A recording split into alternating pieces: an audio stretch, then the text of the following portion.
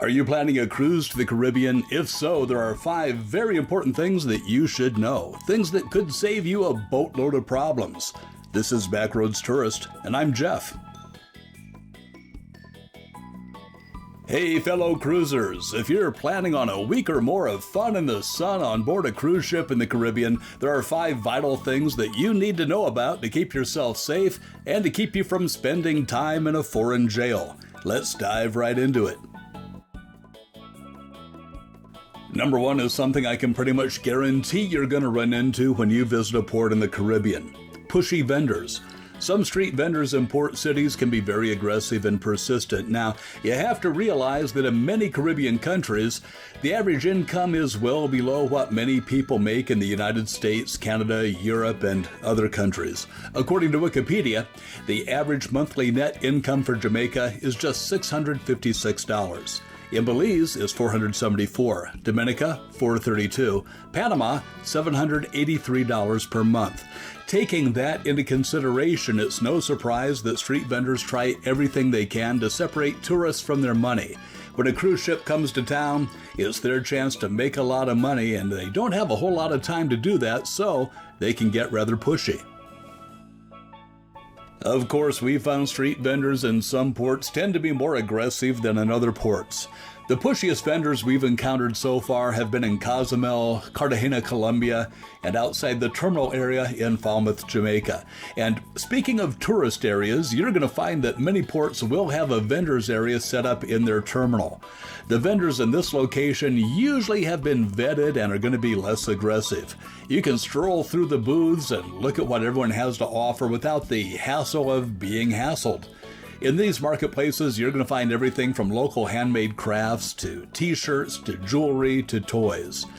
They really do have a great variety, and these are the kinds of places where my wife and I really enjoy doing our souvenir shopping. The second thing you need to know is related to what we just talked about. Crime. You always need to remember that even though you may not feel like it, you are considered wealthy in many of these countries, and there's always going to be criminals who want some of what you've got. That may be in the form of a scam, pickpocketing, or just stealing from you. So you need to be on your guard. Just a little common sense and you should be fine. Don't loan your camera or phone to a stranger to take a picture of you.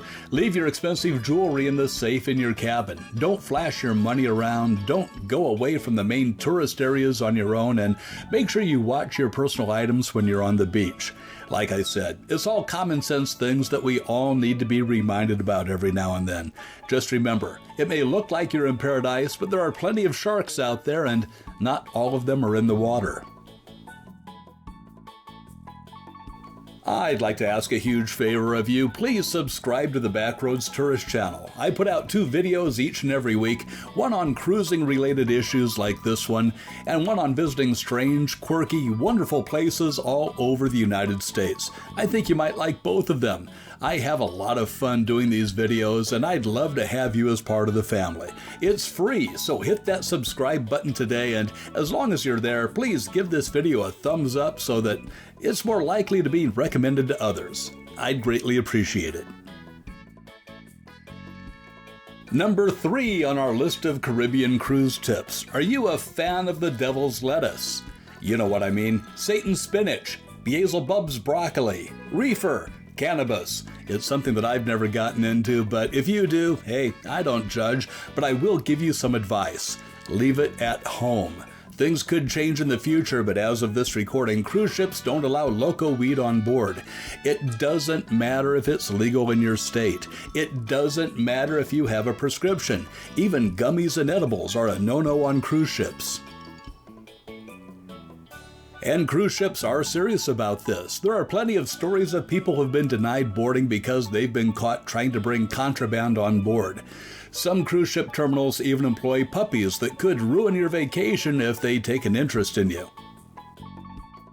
You also need to remember that cannabis is illegal in many countries, and if you are arrested for possession in one of these countries, chances are good you're going to spend some time in the local police station and more than likely miss your ship and have to find your own way to the next port or back home. So if you partake, my advice for you is to take a break from the bud for a week, leave it at home, or run the risk of ruining your vacation. Something else that could ruin your cruise is your fashion sense. Here's a tip from your old buddy Jeff. Leave the camo at home. In some Caribbean countries, camo clothing is associated with criminal gangs or insurgents, while in other countries, camo is reserved strictly for the military.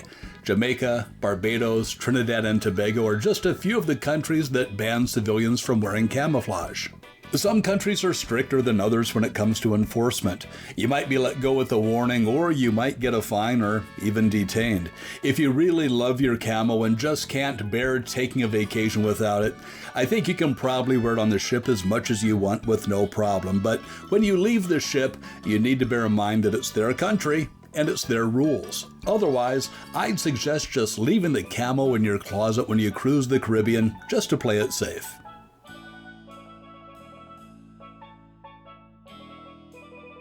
4 down, 1 more to go. And the last one is one that I think many of you may argue with me about, but I think it's very important. Number 5, get a passport. Now at this point you may be saying, wait a minute, Jeff, I've heard that you don't need a passport to cruise in the Caribbean. Well, yes and no. Let me explain. Usually, and the keyword here is usually, you don't need a passport for a closed-loop cruise. A closed-loop cruise is a cruise that begins and ends in the same port. For instance, a Panama Canal cruise that starts in, say, Los Angeles and ends in Fort Lauderdale would not be considered a closed-loop cruise. There are some countries that do require passports. If your ship docks in Barbados, Guadeloupe, Haiti, Martinique, St. Bart's, or Trinidad and Tobago, you're going to need a passport. But even if you're not planning on visiting one of these ports, you should still get a passport. You have to admit there is a chance the ship could leave you in a port. You could lose track of time and miss the ship. You could be arrested for having cannabis or wearing a camouflage t-shirt. You could have an accident and wind up in the emergency room. It probably won't happen, but there's always a chance. And if it does, you have to realize that you're going to be in a foreign country. And if you don't have a passport, it's going to be a big headache. Now, as of this recording, the passport application fee and execution fee comes to $165, and the processing time is usually from 6 to 8 weeks. They do have an expedited service for an extra $60 that should get you your passport in 2 to 3 weeks. But I do have to say, the first time I applied for my passport, there were complications, and I had to send in more information and more documentation, and it took closer to 3 months for me to get my passport. So give yourself plenty of time to get it before your cruise. So there you have it, my friends. 5 things you should be aware of to help you have a better, safer, and more hassle-free Caribbean cruise. Please like and subscribe. I'm Jeff, and I'll see you on the back roads or on a future cruise.